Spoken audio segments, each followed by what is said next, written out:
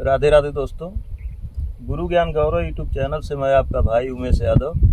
दोस्तों, मैं इस समय चित्रकूट के पावन धाम में हूँ और मंदाकिनी माता के तट पे हमारे पीछे ही थोड़ा सा आप दिखाएं, पीछे ही हमारे माता मंदाकिनी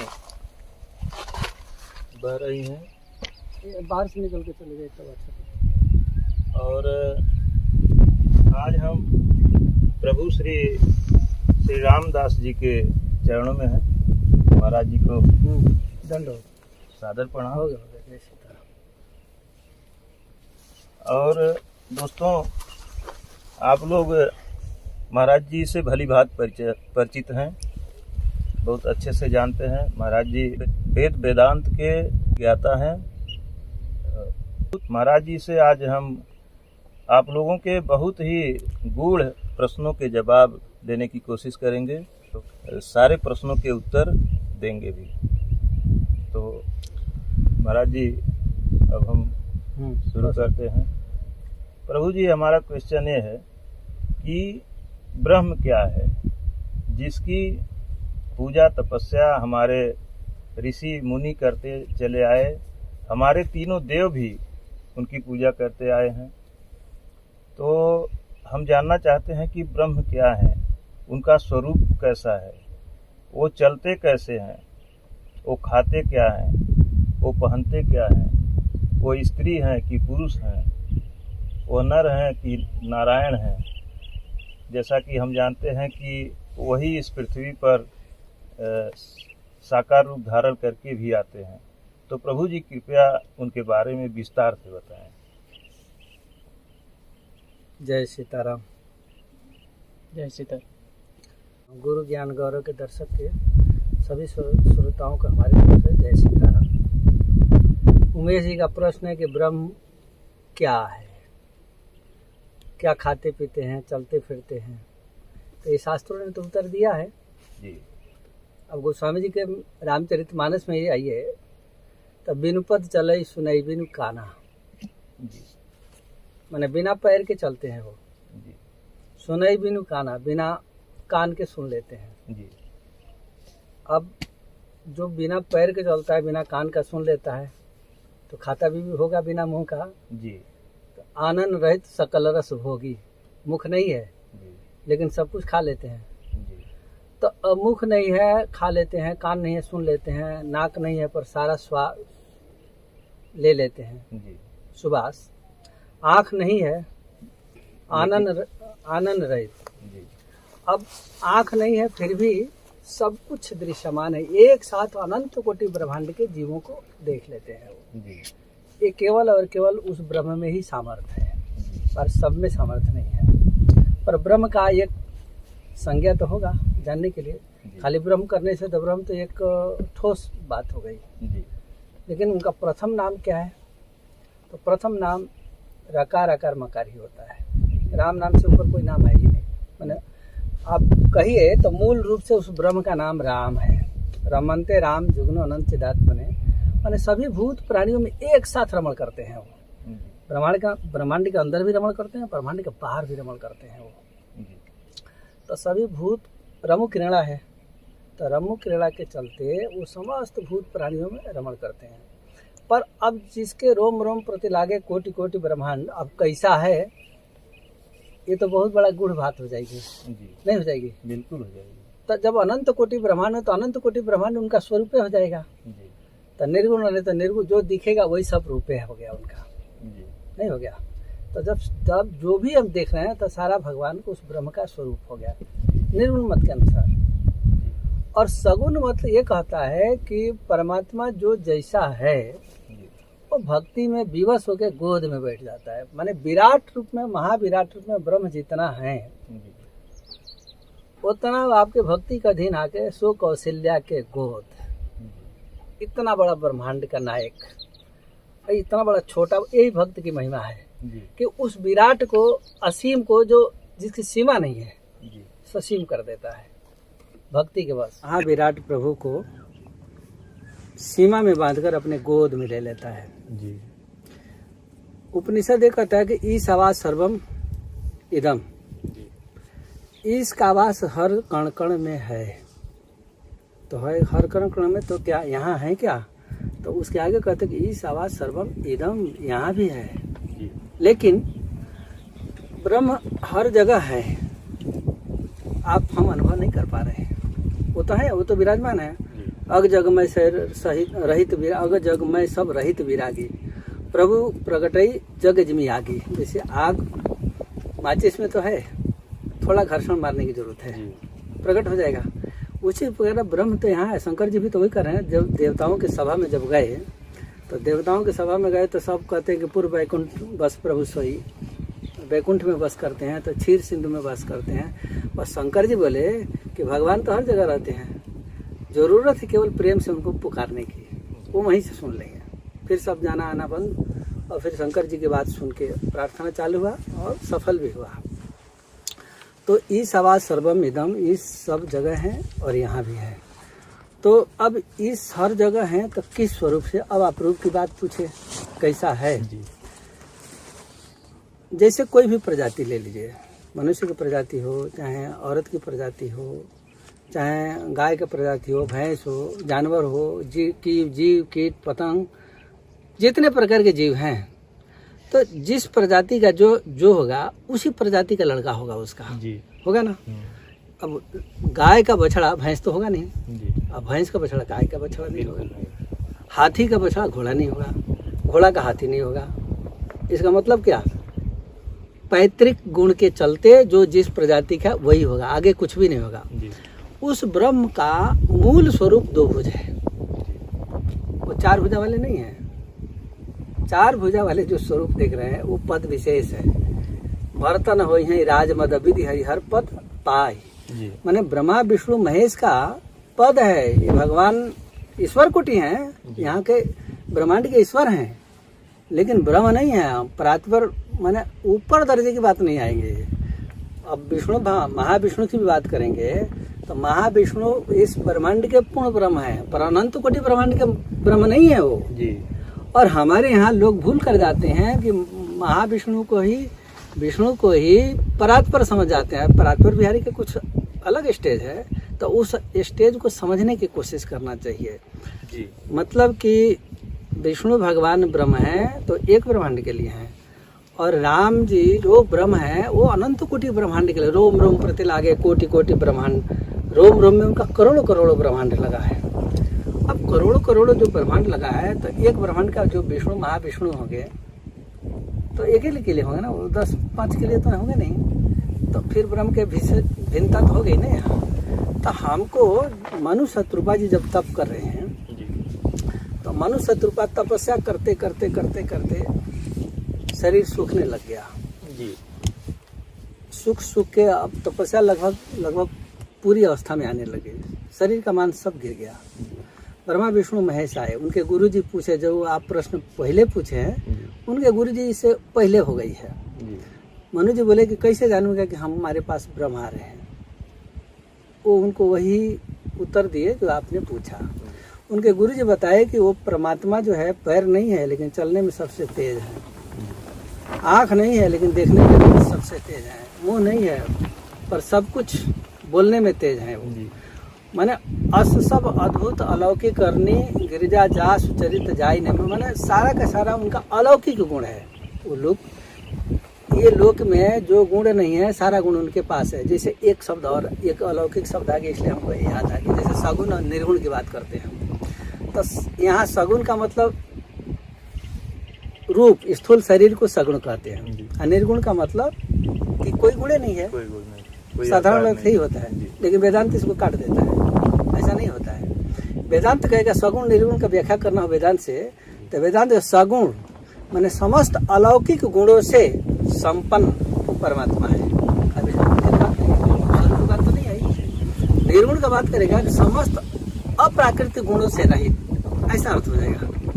ये दोनों आपको अजूबा लग जाएगा अब सगुण निर्गुण का। हमको यदि सगुण निर्गुण का इसी पर तो हमारे प्रोफेसर लोग थोड़ा सा खतमजा गए कि निर्गुण और सगुण का अर्थ थे अलग लगा दिए। अब बात वही सही है, फिर थोड़ा पन्ना पलटे लोग तो वही मिला जैसा बोला गया था।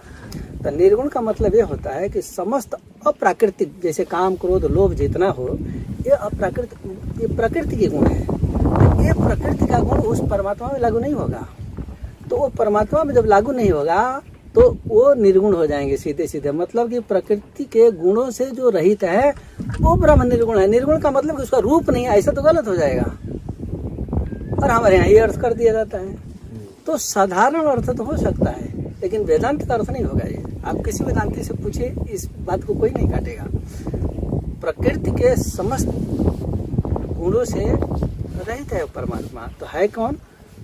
समस्त अप्राकृतिक गुण से, माने समस्त दिव्य गुणों से संयुक्त है, इसलिए उनको सगुण कहते हैं। सगुण का मतलब नहीं कि रूप पकड़ लिया वो सगुण हो गया, ये वेदांत का उत्तर नहीं होगा। और कोई वेदांती ऐसा उत्तर नहीं कहेगा कि ये मान्य हो जाएगी। अब वेदांती का उत्तर जो सामान्य लोगों में जब व्याख्या करेंगे उसी प्रकार करेंगे वो, पर वो ऊपर से निकल जाएगा। इसलिए साधारण लोग जानते हैं कि निर्गुण माने कोई रूप नहीं, सगुण माने स्वरूप। ऐसा करके समझाने में सुविधा होती है, इसलिए बोल के निकल जाते हैं। पर ऐसा नहीं होता है। निर्गुण माने प्रकृति के गुणों से रहित जो परमात्मा है वो निर्गुण है। तो परमात्मा में काम क्रोध लोभ जितने भी खट विकार हैं जीरो होता है, इसलिए वो निर्गुण है। निर्गुण का मतलब ये नहीं कि हमारा उनका स्वरूप नहीं है। अरे स्वरूप नहीं होता तो हमको बनाए कैसे होते वो? जिसका कोई स्वरूप है ही नहीं, तो फिर ये इतना बड़ा सृष्टि सगुण, अब सगुण वही अर्थ ले लें तो ये सगुण हो गया ना पृथ्वी। तो जिसका स्वरूप सगुण नहीं है तो फिर सगुण बनाएगा कैसे?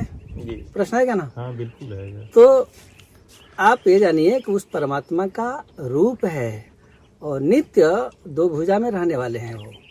और उन्हीं अपने ही द्वारा अपने संतान को जब बनाते हैं तो हमको भी दो भुज ही बना कर रखती है वो।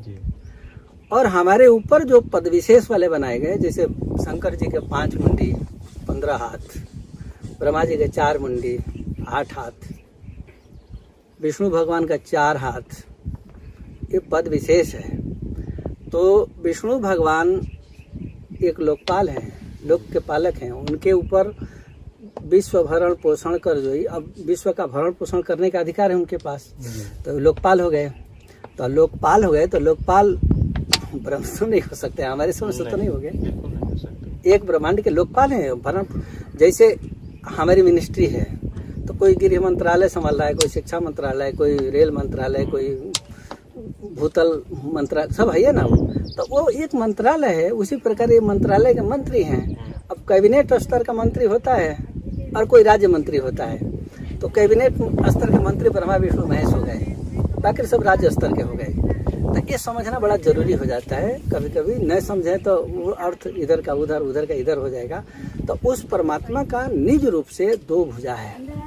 परात्पर बिहारी, हम सबकी बात नहीं कर रहा हूँ, परात्पर बिहारी जो जिनके ऊपर कोई है नहीं, सबकर परम प्रकाशक जो ही राम अनादि अवधपति सोई, सबको प्रकाश देते हैं। और भगवान प्रभु श्री राम जो परात्पर बिहारी हैं, उनके शरीर से अनंत शक्तियां नित्य स्वतः निकलती रहती हैं।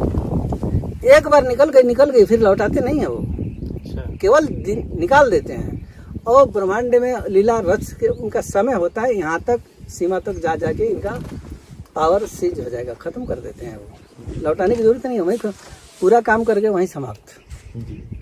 तो राम जी के शरीर से शक्तियाँ निकलती रहती है, निरंतर निकलती रहती हैं। अब आप कहेंगे कि इस ब्रह्मांड का फिर संरचना कैसे हो गया, वो भी सुनिए। राकार अब राम नाम से सिद्ध करूंगा। अब चूंकि हम ये सिद्ध कर दिया हूँ कि राम जी सर्वोपरि हैं, तो जब राम प्रभु जी यह क्वेश्चन जो मैंने किया है कि ब्रह्म क्या है, तो इसलिए किया हूँ, जैसे मैंने कहा कि ब्रह्म क्या है, उनका स्वरूप क्या है, वो दिखते कैसे हैं, तो इसलिए किया हूँ कि जैसे ब्रह्मा विष्णु महेश का स्वरूप सभी लोग देखते हैं, जानते हैं, चाहे फोटो में देखते हो, चाहे बताने पे देखते हो। जैसे हमारे ऋषि महर्षि या हमारे जो विद्वान हैं बताते हैं कि हमारे प्रभु जी जो हैं शंकर जी दो भुजाएं हैं, उनके गले में सर्पमाला है, गंगा जी विराजमान है, चंद्रमा विराजमान है। तो एक स्वरूप दिखाई देता है, एक प्रतिमा बन जाती है हृदय में, आंखों में दिखाई देने लगती है। लेकिन जिनकी पूजा वो लोग करते हैं, जिनकी साधना वो लोग करते हैं, कहा जाता है कि ब्रह्म की साधना वो तीनों लोग करते हैं। तुम पुनि राम राम दिन राति सादर जपो अनंगा राति। पार्वती जी पूछ तो रही हैं जी। कि रातों दिन आप राम नाम जपते हैं, सोई राम की अपर को जी। कथा पूछ रही हैं कि आप रातों दिन जो राम नाम जप रहे हैं, जी सोई प्रात पर भी आ रही है कि कोई दूसरा है? जी। ऐसा तो स्वयं पार्वती। हाँ, आगे प्रश्न करिए। तो वही इसी पर मैंने कहा है कि आखिर उनका स्वरूप जो पार ब्रह्म परमेश्वर है, उनका स्वरूप इसीलिए मैंने जानने ठीक है, बढ़िया बात की है ना? इच्छा जाहिर की हाँ। है, और बहुत से लोगों को यह इच्छा होती होगी अब कि वो सुनिए। कैसे है। ठीक है, सुनिए। अब शास्त्रों में ब्रह्म का दो रूप बताया है। जी अब आप कहेंगे कि हम तो एक ही जानते थे, जी एक कहेंगे ना, जी पर शास्त्रों में दो रूप बताया गया है। अब दो का परिभाषा है, मूलतः एक ही है, पर वो दो कैसे हैं और किस रूप में काम करते हैं, इस पर व्याख्या सुनिए। एक ब्रह्म अव्यक्त होते हैं और एक ब्रह्म व्यक्त होते हैं। जी अव्यक्त का मतलब उनको कोई नहीं देख सकता है, जी सारा काम वही करेंगे। अव्यक्त को अव्यक्त ही व्यक्त ब्रह्म की उत्पत्ति करते हैं। जी। तो अनंत भ्रिकुटी विलास जासु जग होई, राम बाम दिशि सीता सोई। मैंने भ्रिकुटी विलास से केवल आंख में कंपन होगी और ब्रह्मांड की संरचना फटाफट श्री सीता जी दो चार नहीं रचती हैं, हजारों हजारों रच के रख देती हैं। वो एक साथ में 1-2-4 सेकंड में हजारों हजारों ब्रह्मांड के रच देती हैं वो। तो ये अव्यक्त ब्रह्म का काम है, जो आप हम नहीं जानते हैं। जा ही न जानत वेद, उनको वेद भी नहीं जानता है। यदि मिथ्यम कह सके न कोई यही सही है, ऐसा वेद भी नहीं बोल पाएगा। तो अव्यक्त ब्रह्म व्यक्त ब्रह्म को उत्पन्न करते हैं। जब ब्रह्मांड हजारों हजारों जब रचना हो जाती है, तो श्री किशोरी जी निवेदन करते हैं कि प्रभु ब्रह्मांड की संरचना आपके आदेश पर हो चुका है। तो वो अव्यक्त ब्रह्म जो हैं अपने अंश से व्यक्त ब्रह्म की उत्पत्ति कर देते हैं। उन्हीं का नाम है महाविष्णु, जो क्षीर सागर में रहते हैं। ये व्यक्त ब्रह्म है और इस ब्रह्मांड के पूर्ण ब्रह्म है, वो कमजोर भी नहीं है वो। पर यहाँ से अब सृष्टि चालू होती है। तो ये व्यक्त ब्रह्म है। अब यहाँ से उनके नाभि से कमल, कमल पर ब्रह्मा जी, फिर ब्रह्मा जी से फिर सृष्टि की संरचना, फिर इसके बाद विष्णु की उत्पत्ति होती है, फिर बाद में शिव की उत्पत्ति होती है। ब्रह्मा जी के द्वारा 11 रुद्रों की उत्पत्ति हो गई। यहाँ से इस संरचना चालू होगी। अब एक विकुंठा नाम की ऋषि पत्नी, वो तपस्या की महाविष्णु की तपस्या में महाविष्णु प्रसन्न हुए, बोले कि वरदान मांगो। बोले कि आपके जैसा पुत्र चाहिए। बोले ये मस्त होगा। तो उनको एक पुत्र रत्न प्राप्त हुआ, जिनका आगे चलकर नाम विष्णु पड़ा। अब विष्णु पड़ा तो एक शादी करना ही पड़ेगा। तो उनका शादी हुआ लक्ष्मी से। लक्ष्मी से शादी हुई तो लक्ष्मी जी बोली कि आपकी माँ तो जंगल में है, तो आप एक लोक बसाइए, ये कहानी आपको नया मिलेगी। तो वो बोले कि ठीक है, मैं एक लोक बसाता हूँ।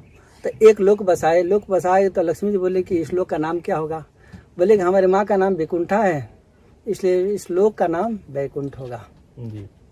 अब बताइए, जहाँ बैकुंठ की रचना इस तरह से हो रही है, तो फिर परात्पर बिहारी कहाँ हो जाएंगे? हो जाएंगे? कैसे हो जाएंगे? संभव नहीं है ना। तो विकुंठा उनकी माँ है, विकुंठा के नाम के ऊपर बैकुंठ बना हुआ है।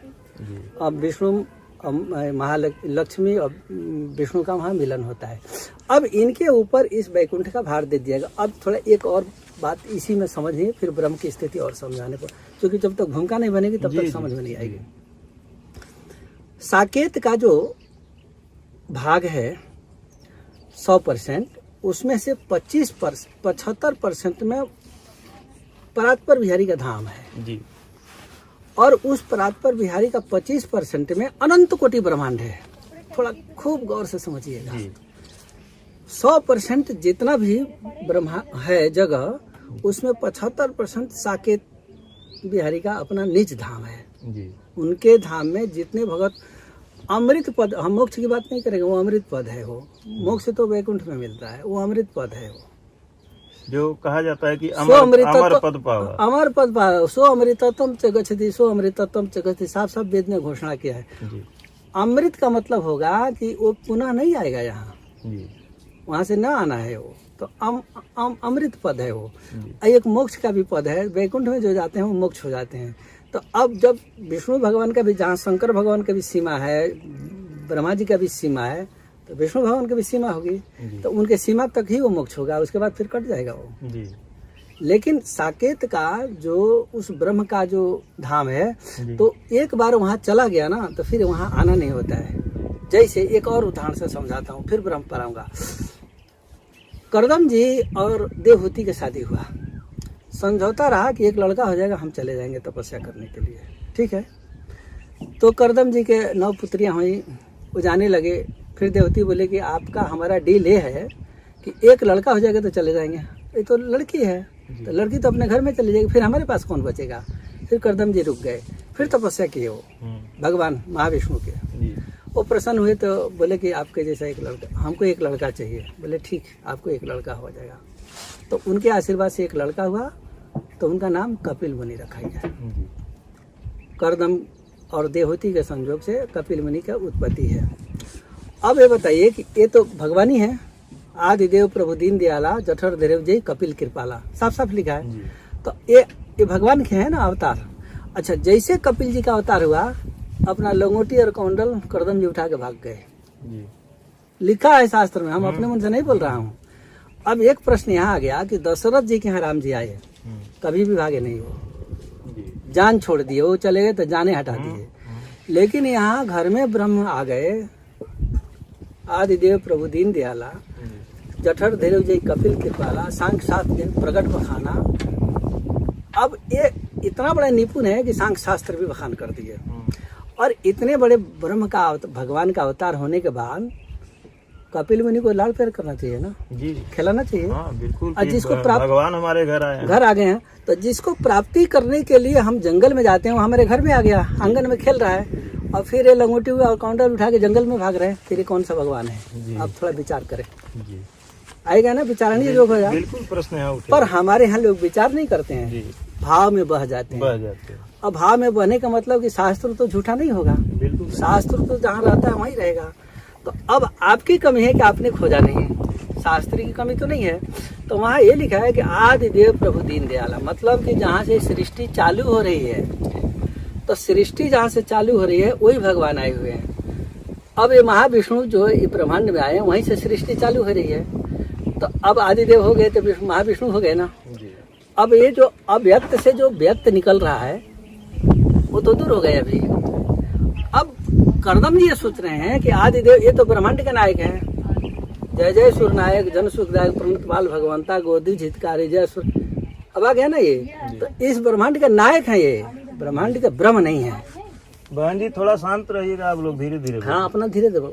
तो ब्रह्मांड के नायक हो जाए, जय जय सुर नायक कहा गया ना ये जी। और उनका क्या है, जय जय अविनाशी सब कटवासी व्यापक परम मुकुंद। ठीक है, दोनों में अंतर हो जाती है, छंद में अंतर हो जाती है। तो अब ये अंतर को हम आप ना समझे तो हमारी दोष होगी। आप खोज नहीं कर रहे हैं, तो खोज नहीं कर रहे हैं तब तक जब तक जिन खोजा तिन पाइया गहरे पानी पैठ। तो हम जब खोजेंगे नहीं तो मिलेगा कैसे, और जब खोजेंगे नहीं मिलेगा नहीं, तो हम वैसे ही अंधियारी की गली में भटकते रहेंगे। तो करदम जी महाराज देख रहे हैं कि आदिदेव प्रभु दीन दयाला जठर धैर्य जय कपिल कृपाला, आदिदेव प्रभु जहाँ से ये ब्रह्मांड की स्थिति चालू होती है वो भगवान आए हैं, परात्पर बिहारी नहीं आए हैं। और करदम जी जो भागे लंगोटी लेके कौंडल लेके, तो वो परात्पर बिहारी के लिए गए, इनके लिए नहीं गए। वो अच्छा अमर पद वो देने वाले हैं जो अव्यक्त हैं। देख लिया उत्तर, ऐसा हो गए।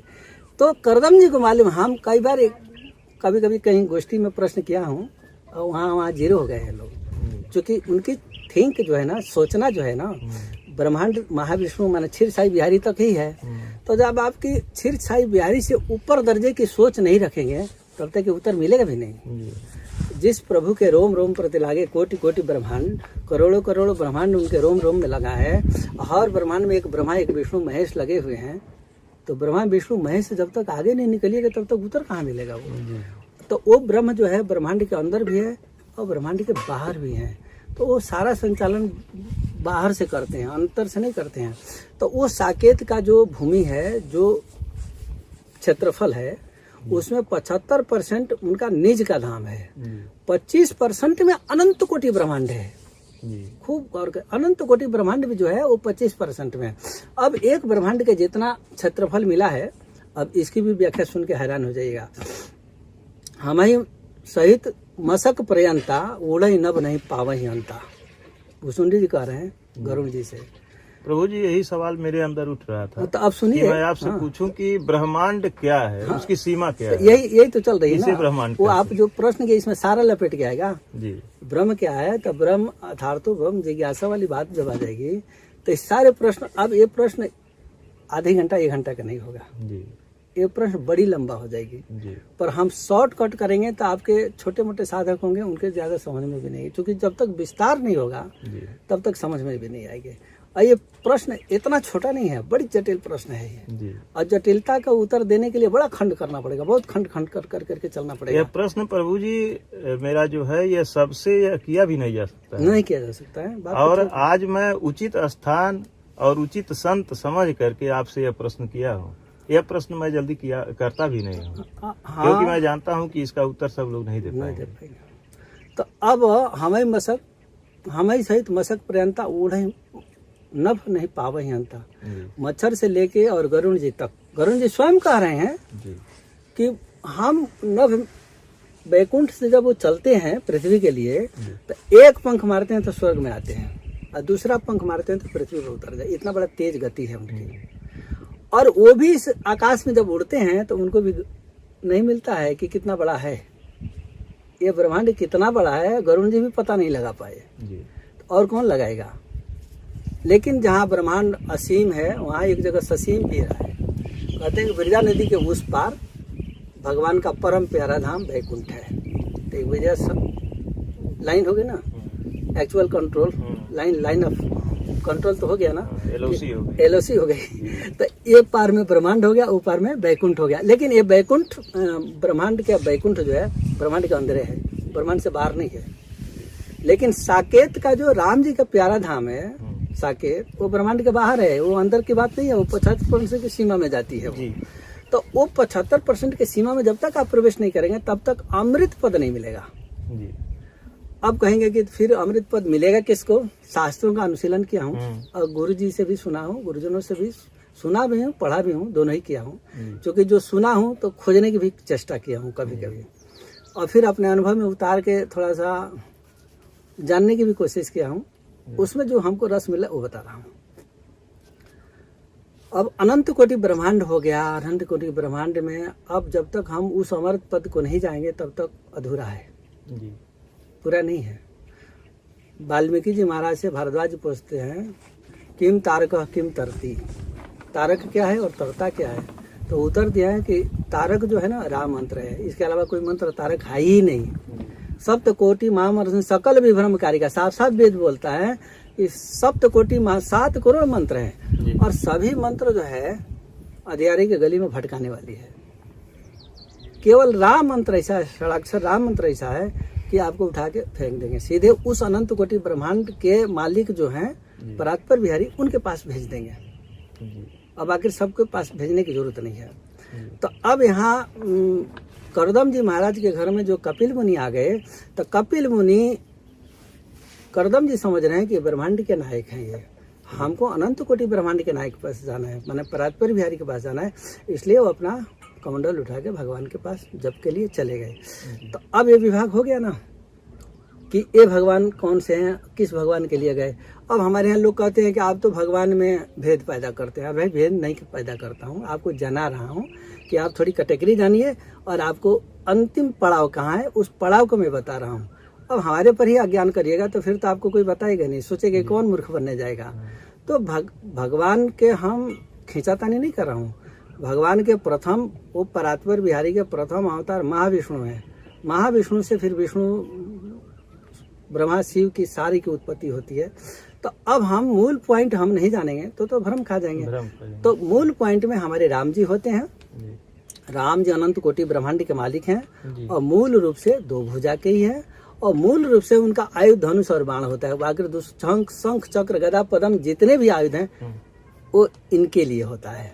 किसके? ब्रह्मांड के जो मालिक महाविष्णु है, विष्णु है, जी। इनके लिए होता है। जी अब साकेत बिहारी जो राम जी हैं, तो साकेत बिहारी राम जी जब इस धराधाम पर आएंगे तो ये ब्रह्मांड के जो महाविष्णु है, जो क्षीरसाई बिहारी हैं, वो लक्ष्मण जी बनेंगे। विष्णु जी महाविष्णु, विष्णु की बात छोड़ दीजिए, महाविष्णु जी लक्ष्मण जी बनेंगे। तो प्रभु जी ऐसा क्यों लिखा गया है, जैसे रामायण में और जगह रामचरितमानस में तो ये लिखा गया है कि लक्ष्मण जी शेषनाग के अवतार थे? वो तो 4 कल्प की कहानी है ना उसमें। जी 4 कल्प की कहानी है। जब महाविष्णु जब राम जी बनेंगे जी तो शेष जी तो शेष बन ही जाएंगे ना, तो कहना ही पड़ेगा उनको, जी नहीं आएगा। जी अब भानु प्रताप की कहानी है, किसी वेद पुराण में नहीं है, हाँ है लेकिन नहीं है तो इसका मतलब गलत तो नहीं है ना। तो भानु प्रताप परात्पर बिहारी श्री राम जी के नित्य सखा है वो, जी। तो वो नित्य सखा इनके यहाँ के जैसे भानु प्रताप जी इनकी कहानी रामचरितमानस में है। हाँ, वो परात्पर बिहारी की कहानी है। जी रामचरितमानस में 4 कल्प की कहानी है, जी 2 कल्प की कहानी वैकुंठ से है, जी और 1 कल्प की कहानी वैकुंठ बिहारी क्षीरसाई बिहारी, जी और 1 कल्प की कहानी साकेत से है। जी तो अब थोड़ा ये जान लीजिए, ये साकेत बिहारी कल्प कब हुआ, थोड़ा ये भी जानना आपके दर्शकों को जरूरी है। जी पूर्व जन्म में जब ब्रह्मा जी की संरचना जब अधिकार दे दी जाती है, नया ब्रह्मांड बनाया जाता है, तो नया ब्रह्मांड बना के जब ब्रह्मा जी के हैंड ओवर कर दिया जाए कि आप सृष्टि करिए, तो उस ब्रह्मा जी के कार्यकाल को देखने के लिए परात्पर बिहारी एक बार आते हैं। जी पूरे जैसे 1 कल्प में 1000 चतुर्युगी होता है, जी 1000 बार सतयुग त्रेता द्वापर कलयुग निकल जाएगा, तब जाके ब्रह्मा जी का 1 दिन पूरा होगा, और 1 दिन में 14 इंद्र, 14 मनु, मनवंतर सब बदल जाएंगे। जी मतलब कि ब्रह्मा जी के घड़ी में देखिए तो 28 बजता है, 14 घंटे का रात, 14 घंटे का दिन, तो हर घंटे में 1-1 इंद्र बदल जाते हैं। और इस तरह से उनका 30 दिन का महीना, फिर 12 महीने का साल, उस तरह से ब्रह्मा जी का 100 साल की आयु है। अब 100 साल की आयु में ब्रह्मा जी जो राज करते हैं, उस 100 साल की आयु में परात्पर बिहारी राम जी मात्र 1 बार आते हैं, 2 बार भी नहीं आते हैं वो। और यही भ्रम होती है सबकी, और उसी कहानी को बार बार इस महाविष्णु और विष्णु के पीछे चिपकाया जाता है। ये रामावतार लेने का इनका अधिकार दिया गया है, और ये रामावतार ये लोग करते हैं, और इनके आड़ में उन राम जी का कहानी चिपका दी जाती है। अब आप देखेंगे कि शंकर जी पार्वती जी से कथा कर रही हैं, तो 3 कल्प की कहानी पहले कह दी हैं, जालंधर वाला कह दिए हैं, और शिशुपाल दंतवक्र वाला भी कह दिए हैं, रावण वाला भी कह दिए हैं। पर शंकर जी कहते हैं कि अपर हेतु सुन शैल कुमारी, अपर एक दूसरा कहानी कह रहा हूँ, अब ये दूसरा कहाँ से आ गया? 3 तो कह दिए हैं, और चौथा जोड़ रहे हैं। तो जेहि शरीर सती रूप रहे बौरानी, सती के रूप में बौरा गई थी, पागल हो गई थी। अब बताइए, उनका स्वरूप ही ऐसा है कि किसी को भी डैमेज कर देंगे वो। शंकर जी तो कहते जही बहुवार नचावा मोही, शंकर जी भी नाच जाते हैं, ब्रह्मा जी भी नाच जाते हैं। विधि हरि शंभु नचावा निहारे, आया है ना, जग पेखन तुम देखन निहारे, सो न जाने मरम तुम्हारे। पूरे ब्रह्मांड के ऊपर ब्रह्मा विष्णु महेश का राज है, और ब्रह्मा विष्णु महेश पूरे संसार को चलाते हैं।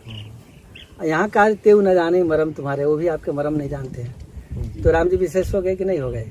अब हम आप फिर भी इतना शास्त्र खोल के बोल रहा है, और फिर भी आप हम वही कहेंगे कि हाँ राम जी विष्णु हो गए, तो हमारी मूर्खता हुई, शास्त्र की मूर्खता तो नहीं हुई। तो शास्त्र की मूर्खता हुई नहीं तो हमारी पर अब राम जी से, परात्पर बिहारी राम जी से महाविष्णु की उत्पत्ति होती है, महाविष्णु से फिर विष्णु की उत्पत्ति होती है। इस तरह से क्रम चलता है। राम जी पर्दे के पीछे रहते हैं, माने ब्रह्मांड के तो बाहर भी है ना, ब्रह्मांड के अंदर भी हैं।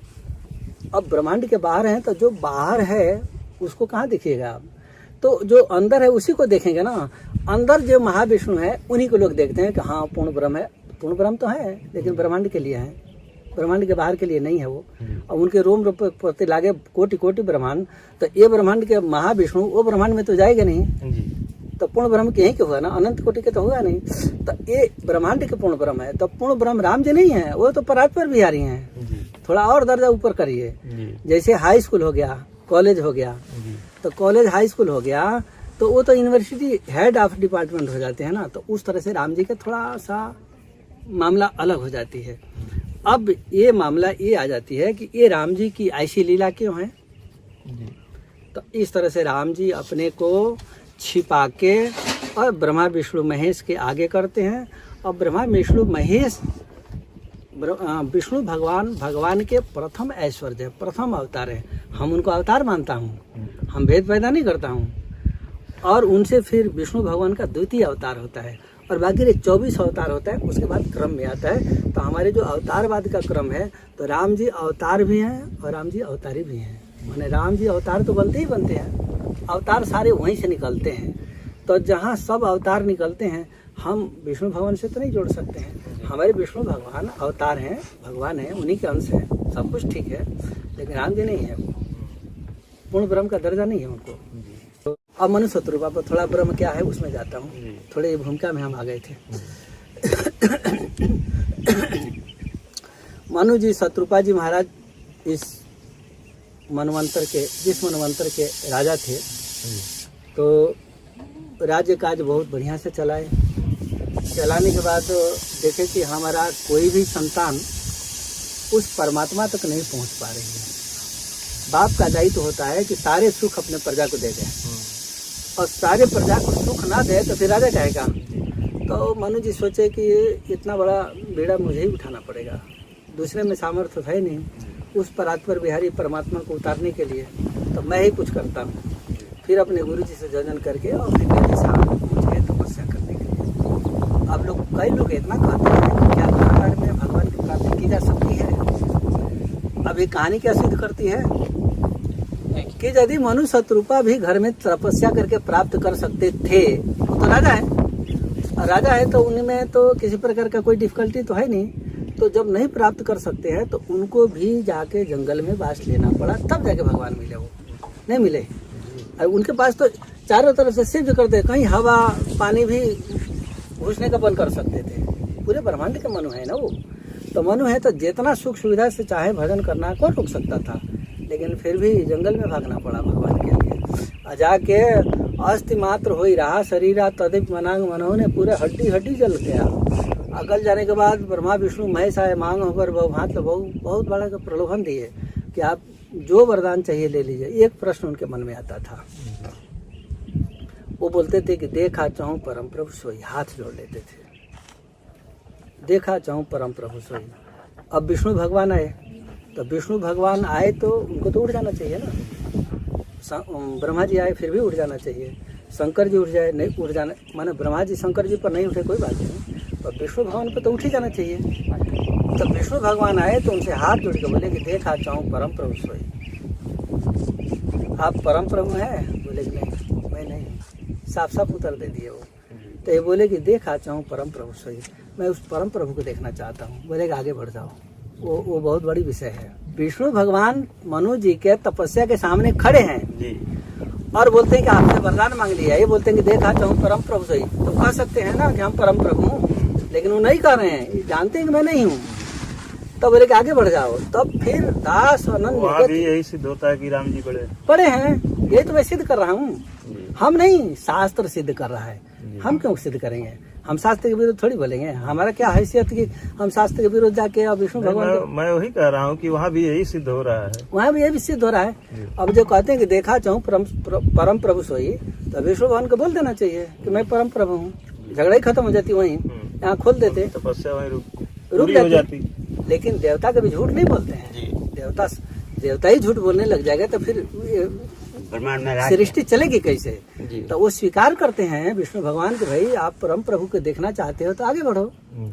आगे बढ़ गए, तो विरोध नहीं किए, त्रिदेव विरोध नहीं किए। वो जानते हैं कि मैं परम प्रभु नहीं हूँ। अब परम प्रभु नहीं हूँ तो ये परम प्रभु को जानना चाहता है, तो परम प्रभु के जानने वाले को विरोध कौन करेगा? आगे बढ़े तो अब हड्डी हड्डी बच गया है, और भगवान देखे कि दास अनन्य गति जानी, हमारा छोड़ के दूसरा का है नहीं। तब मांग मांग मर बर भे न भवानी, आकाशवाणी होगी कि मांग लो। बोले मांगू किससे, कुछ दिखता है नहीं। तो बोले कि दुविधा तो तुम ही रखे हो, तुमको स्वरूप तो दिया नहीं हमको, हमारा तो पूरा ही विराट स्वरूप है, तो कुछ तुम सुधार करो तो मैं भी प्रकट हो जाऊँ। तो बोले मैं सुधार करूँ तो आप प्रकट हो? बोले हाँ। तो 2 स्वरूप दे दिए, एक शंकर जी के, एक भुसुंडी जी के। भुसुंडी मन मानस हंसा, और शंकर जी के मानस हृदय में जो किलोल करने वाला, ये दोनों पंचायती नहीं है हृदय। शंकर जी दूसरा नाम नहीं जपते हैं, तुम पुनि राम राम दिन राती। आजकल लोग कहते हैं ना वो 24 अवतार के पीछे पढ़ते हैं, पढ़ते जरूर हैं, लेकिन जपते शंकर जी राम नाम है। राम नाम के अलावा कोई नाम जप, किस शास्त्र ने कहा है कि कृष्ण नाम जपते हैं वो, चाहे विष्णु नाम जपते हैं? सुने हैं कहीं? कहीं नहीं सुनेंगे। जहाँ सुनाम बल करऊं विश्व की, काशी में बैठ के जितने जीव मरते हैं राम नाम से ही विश्व करते हैं, किसी दूसरे नाम से भी नहीं करते हैं। और भगवान शिव कहते हैं कि राम रामेति रमे रामे मनोरमे सहस्र नाम तत्तुल्यम राम नाम भरानने। मतलब ये हुआ कि विष्णु सहस्त्र नाम जो है वो एक बार पाठ करिए और केवल एक बार राम नाम बोलिए, बराबर हो जाएगा जी। तो अब फिर कोई विशेषता होगी ना राम नाम की? नहीं हो गई। तो अब वो राम जी के सामने जब राम जी मनु जी के बोले कि भाई आप कुछ सीमा बांधो, उस तरह से प्रकट हूँ, तो वो बोले कि भुसुंडी मन मानस हंसा। का भुसुंडी जी पंचायती हृदय वाले नहीं है, शंकर जी थोड़ा पंचायती हो जाते हैं, 24 अवतार में दौड़ जाते हैं, पर भुसुंडी जी नहीं दौड़ते हैं, वो मात्र राम जी के लिए रहते हैं। तो राम जी के पास भी वो 5 साल ही रहेंगे, 5 साल से ऊपर नहीं रहेंगे वो।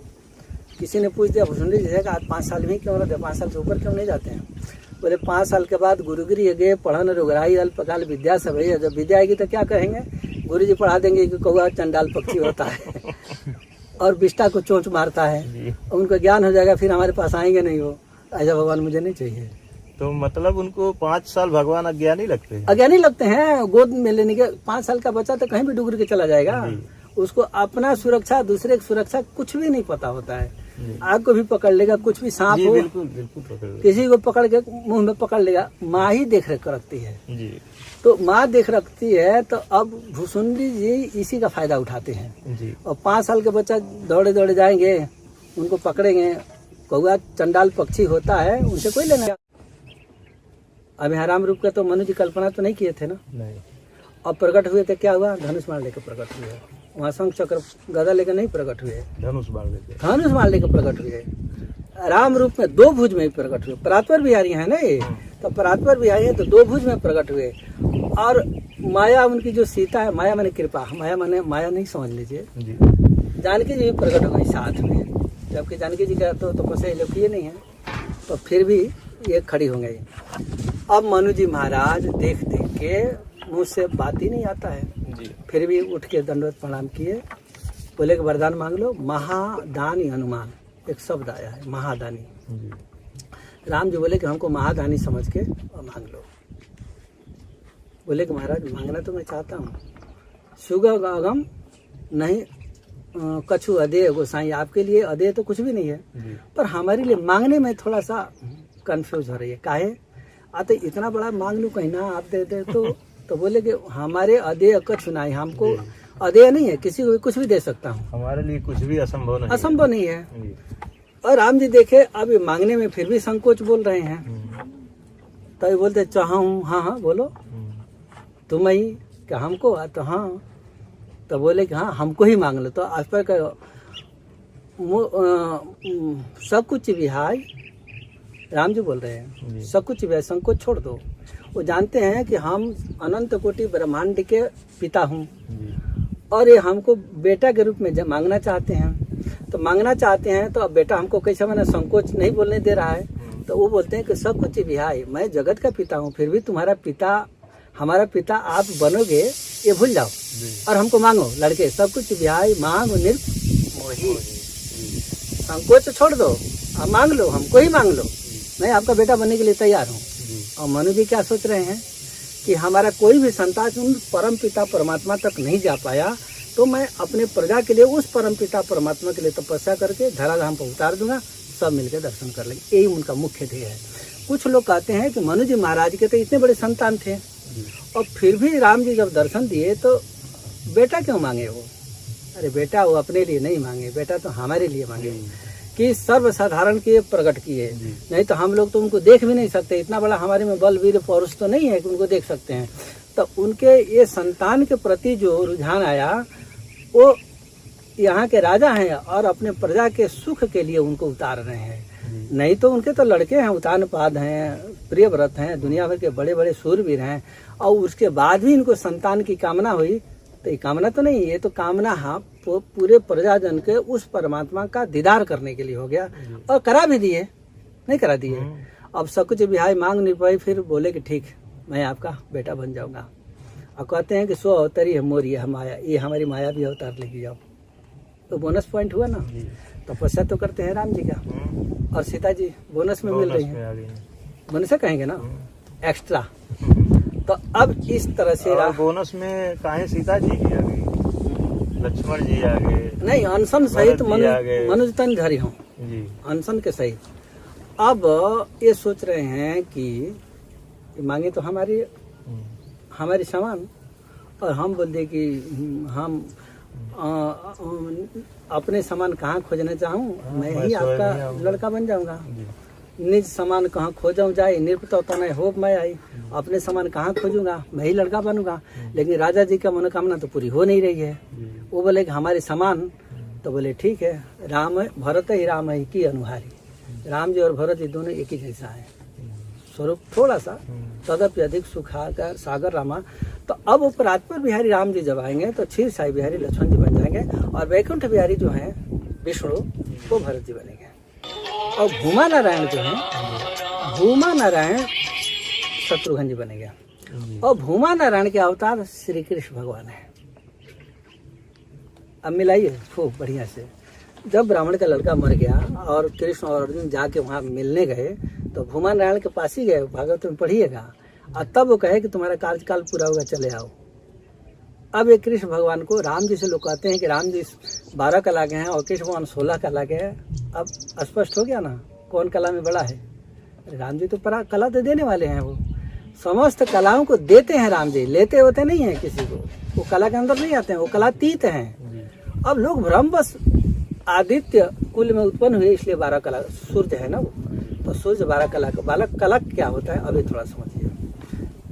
12 प्रकार के सूर्य हैं वो। जब सृष्टि के कभी डैमेज करना होता है भगवान को, तो 10 दिशा होता है, तो 10 दिशा से सूर्य भगवान को उदय कर देते हैं वो, और 2 हेड लाइट बन के चले आते हैं।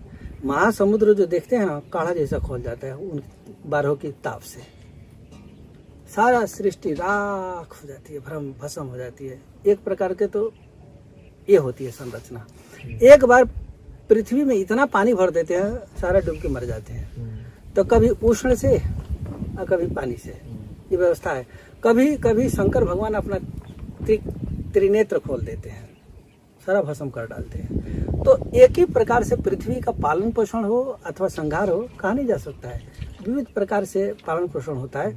अब वो राम जी परात्पर बिहारी हैं, तो ब्रह्मा जी के जीवन काल में एक बार आते हैं, और वो काल होता है बीमारचन कल्प। ये राम जी जो साकेत बिहारी आए हैं वो बीमारचन कल्प की कहानी है।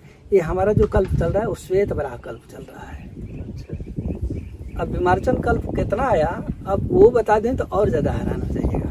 ब्रह्मा जी के शुरुआत में आया है बीमारचन, मैंने मूर्ति बना के जब पूजा की है ब्रह्मा जी शुरू में, तो राम जी प्रसन्न हुए, प्रसन्न होकर फिर बोले ठीक है मैं आपके काल में आ जाऊंगा। तो वही राम जी आते हैं। उसी चरित्र को विष्णु जब राम जी बनते हैं तो उनके पीछे चिपका के आया था, तो मात्र ब्रह्मा जी के जीवन काल में एक आते हैं। वो बीमारचन कल्प की कहानी होती है। और बीमारचन कल्प में परात्पर बिहारी राम जी किसी ब्रह्मांड के अंदर आएंगे, और ब्रह्मांड की थोड़ी संरचना हल्का सा संक्षिप्त में सुनाता हूँ आपको। ये जो ब्रह्मांड दिख रहे हैं ना 160 किलोमीटर मोटा परत है।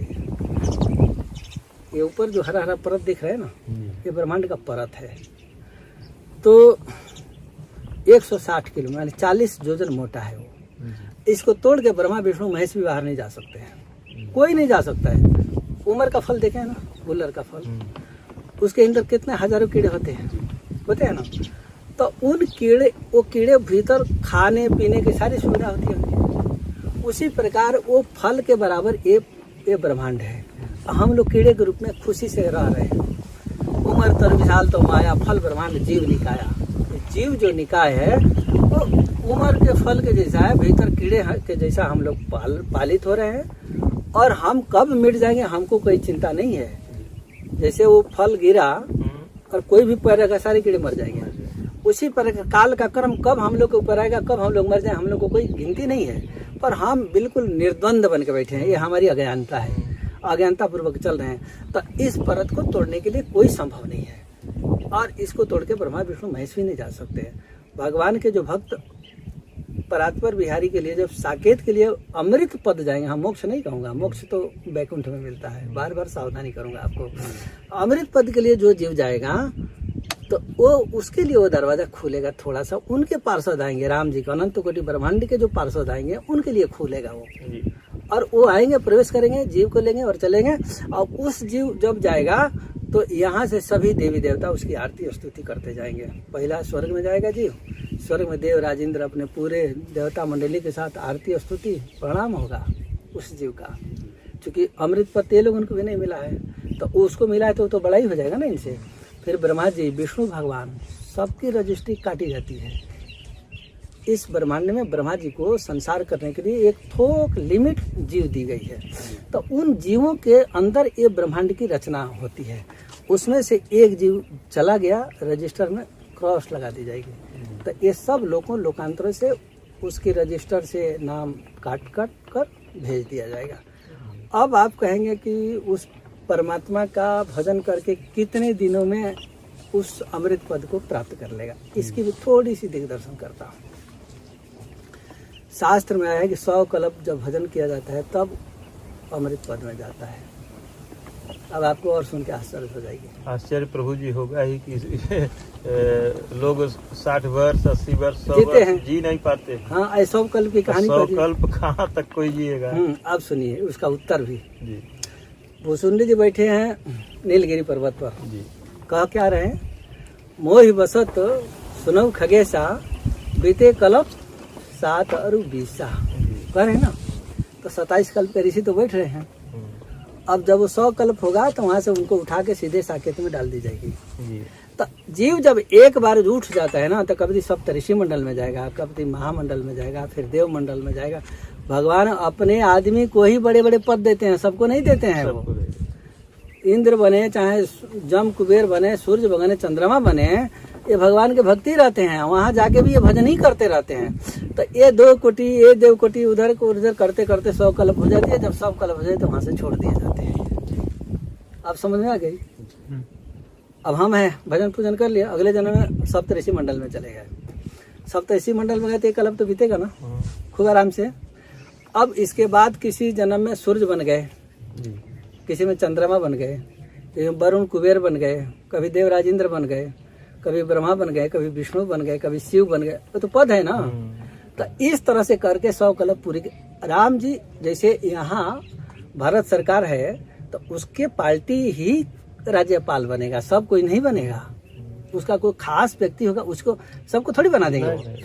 तो उसी प्रकार राम जी अपने खास उनके जो भगत होंगे उन्हीं को धीरे धीरे क्रमशः उठाएंगे, और क्रमशः उठते हाई लेवल पर पहुंचा के छोड़ देंगे। अब 27 कल्प जैसे लोमस जी हैं, लोमस जी इतना दीर्घजीवी हो गए हैं कि कोई सीमा ही नहीं है। अब इनको विष्णु भगवान बना दिया जाएगा। अब विष्णु भगवान बन के भगवान के जो है ऐश्वर्य चलेंगे कि नहीं लेंगे, क्या हानि होगी। और जो विष्णु भगवान पहले रहे होंगे छूट जाएंगे। वही तो बोला हूँ, 100 कल्प पूरा होते होते भगवान के धाम में जाते हैं, अमृत पद में चले जाते हैं। अच्छा, वो अमृत पद, अमर पद में चले गए तो फिर उनको कोई जरूरत नहीं, वहाँ गया सो गया, फिर इधर लौट के नहीं आना होता है। वो संन्यास मंडल में अपना चले गए, भगवान के धाम में चले गए। तो फिर वहाँ से जब राम जी अवतार लेंगे, तो जब अवतार लेंगे तो प्रजा सहित रघुवंश मणि किम गवने, मतलब वो रिटायर हो जाते हैं, रिटायर हो गए और फिर भगवान के भक्ति में चले गए, लाइन में आ गए, भक्तों की संख्या में चले गए। तो इस तरह से ये गणना है। यहाँ प्रभु जी, अब हम देख रहे हैं कि आपके होठ भी सूख रहे हैं क्योंकि गर्मी बहुत ज्यादा है। हाँ, थोड़ा बहुत। तो वीडियो को समाप्त किया जाए और आगे फिर इसके आगे दोस्तों वीडियो और बनाई जाएगी और दूसरे पार्ट में आप लोगों को दिखाया जाएगा। इसी के साथ वीडियो समाप्त करते हैं। और अगले बार वीडियो अगर अच्छी लगी हो तो कृपया लाइक करें, अपने दोस्तों के साथ शेयर करें।